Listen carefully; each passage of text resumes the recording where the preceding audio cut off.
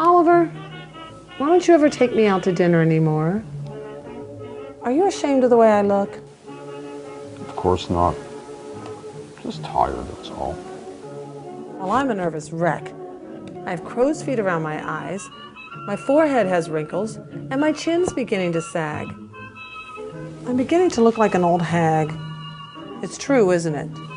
I wouldn't say that. Why not, Oliver? Because we'd argue for the rest of the evening. So you do think it's true, though, don't you? What's true? That I'm beginning to look like an old hag. You're not beginning to look like an old hag. Why do you emphasize beginning? All right. Okay, you're not beginning to look like an old hag. Well, that sounds even worse. Well, how do you want me to say it? Say, I look beautiful. I look beautiful. Oh, I don't see how a man could be so cruel. Is it any wonder why I'm getting old before my time? You know I'm only kidding around. Before we got married, you used to say such beautiful, poetic things. Say something poetic, Oliver.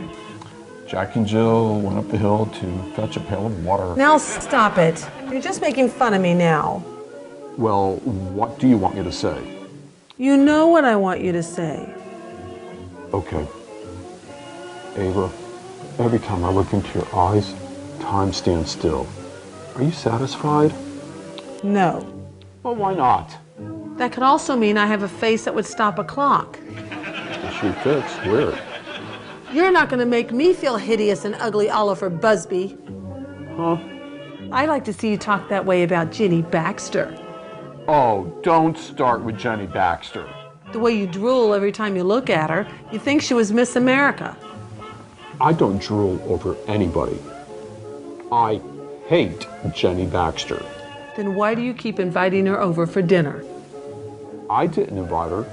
You did. Don't change the subject. If it wasn't for the fact that her husband Ethan was such a nice person, I wouldn't have either one of them to the house. And the dinner was awful. You cooked it, Ava. Yes.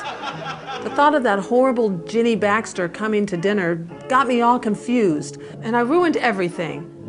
As soon as my back was turned, the rose caught on fire, so I had to throw soup on it to put it out. You should throw that pie on it, too. There was nothing wrong with the pie. I hate lemon meringue, and you know it. That wasn't lemon meringue. That was apple pie. Well, what was that yellow stuff on top? The crust burned, so I put vapor rub on it. Thank heaven I didn't have any. Yeah, but your girlfriend Ginny Baxter stuffed herself with 4 pieces. The glutton. She's not my girlfriend.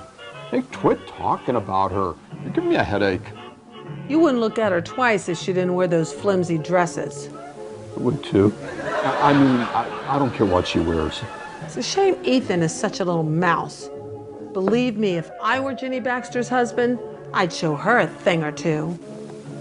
So would I. I agree. Someone needs to turn her over and give her a good spanking. I know what you're thinking, Oliver Busby. I'm not thinking anything. Say, why don't you get all dolled up and we'll go to Luigi's for a nice romantic dinner.